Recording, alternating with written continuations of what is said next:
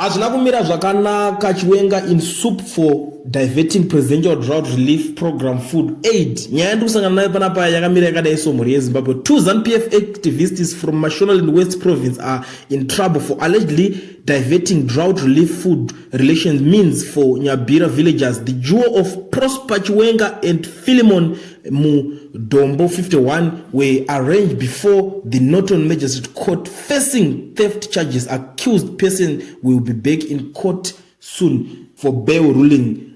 Allegations are that on July 1 this year, Chiwenga and Mudombo, who are ZANU-PF district chairman and political commissioner respectively, connived and used their influence to manipulate the distribution of maize under the presidential drought relief program. The duo allegedly converted 400 kilograms of grain for their personal use, therefore prejudicing beneficiaries. The total value of produce was pegged at 432 and all was recovered.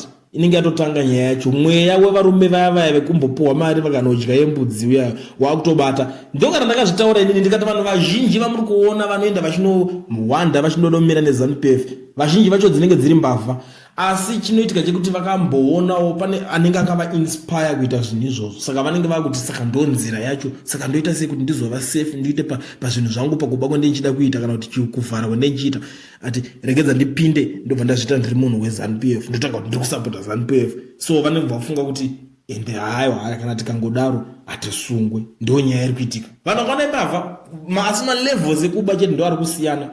Ava vari kubawo chibage, vamwe vanonge vachiba madiamonds, vamwe vanoba mbudzi, vamwe vari kutoba mari dzenyika dzemaresources, vamwe vanonge vachiba mari dzemasola. Ndo nyaya inoitika vanhu vese vanouya vachida kuhwanda nemusangano. Amene muri yeZimbabwe makada kuitarisawo nyaya iyi munoionawo sei?